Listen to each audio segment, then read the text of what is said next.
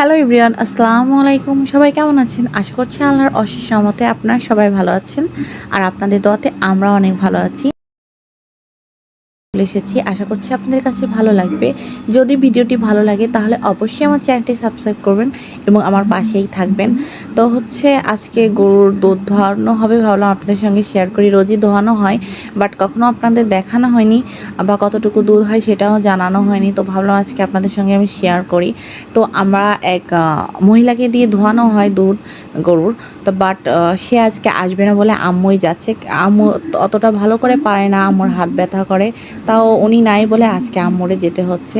তো গোয়ালে ঢোকার আগেই প্রথমে পুরো গোয়ালটা আমরা ভায়োনিল দিয়ে স্প্রে করে নিই, কারণ মশা মাছির জন্য গরু দাঁড়াতে পারে না, অনেক বিরক্ত করে।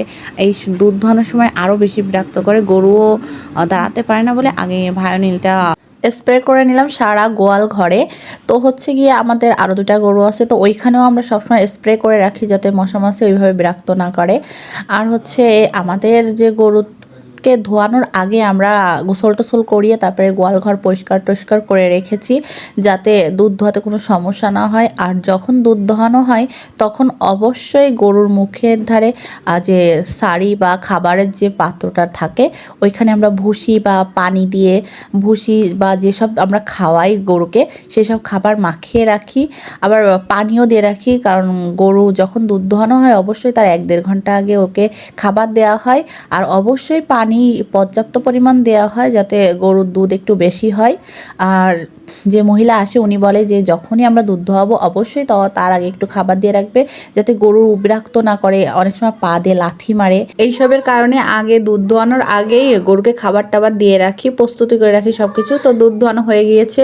আর যাদের আমরা দুধ দিই, মানে যারা আমাদের বাসা থেকে কিনে নিয়ে যায় তারা বোতল রেখে যায়, তো আমরা সেই বোতলগুলো আগে ধুয়ে নিই পরিষ্কার করে ভালো করে।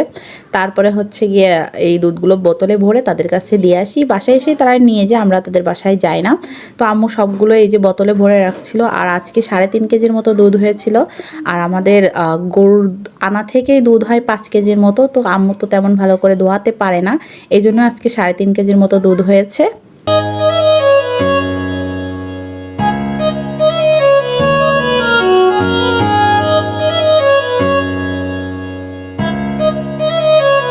আজকের ভিডিওটি এই পর্যন্তই থাকছে। আশা করছি আপনাদের কাছে ভিডিওটি ভালো লাগবে। অন্য কোনো ভিডিওতে আবার দেখা হবে। আল্লাহ হাফেজ। সবাই ভালো থাকবেন, সুস্থ থাকবেন এবং আমার পাশেই থাকবেন।